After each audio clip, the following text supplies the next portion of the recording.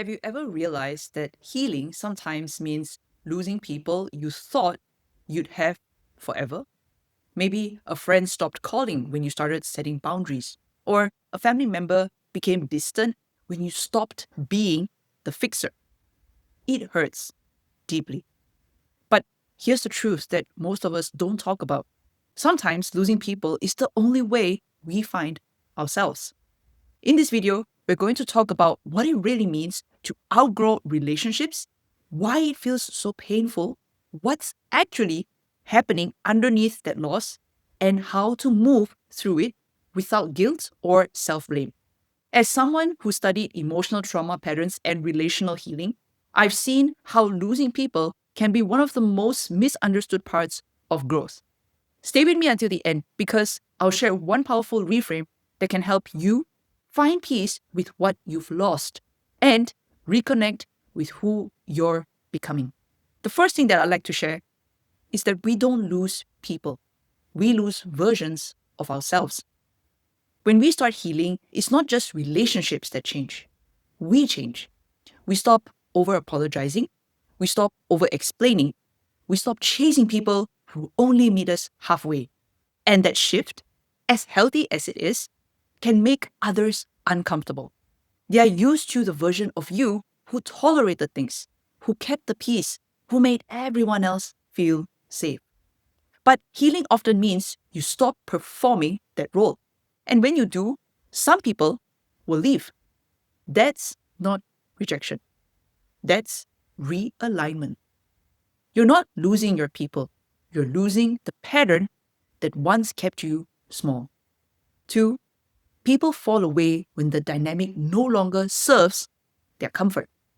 Sometimes relationships survive because of imbalance. You might have been the listener, the fixer, the emotionally responsible one. And when you start setting boundaries or needing reciprocity, the balance shifts, and some people quietly step back. It's painful, but here's the psychology behind it. In trauma bonded or codependent dynamics, safety is built on predictability. When you change, it threatens the pattern, not the person, but the pattern they relied on. Here's a reframe for you. Their withdrawal isn't proof you're doing something wrong. It's proof that you're no longer available for emotional labor that isn't mutual. And that's growth, not loss. 3, healing triggers grief, even when it's for the best. Notice if this feels familiar. You make a healthy decision, and instead of relief, you feel sadness. That's grief. And grief isn't just about death, it's about identity. You're mourning the version of you that tolerated more than you should have. You're mourning the hope that certain people might finally see your worth. It's okay to grieve people who weren't good for you. It's okay to cry over connections that couldn't grow with you. Grief doesn't mean you've gone backwards. It means your heart is acknowledging reality, and that's healing. 4, losing people creates space for authenticity. When you stop contorting yourself to fit other people's comfort, something beautiful happens. Space opens up.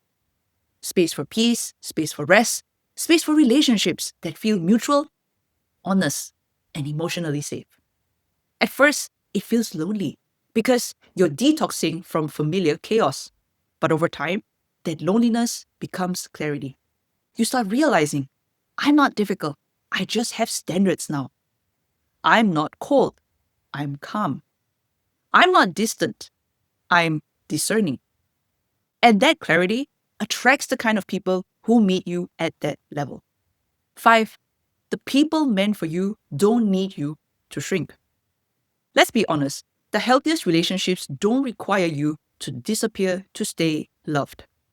They don't punish your boundaries. They don't confuse honesty for hostility. The right people will not leave when you start respecting yourself. They'll stay, they'll adapt, they'll grow with you.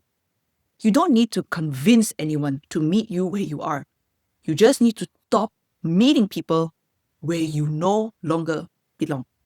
Here's a bonus tip for you: the truth that helped me make peace with my own losses. We don't lose people because we're unworthy.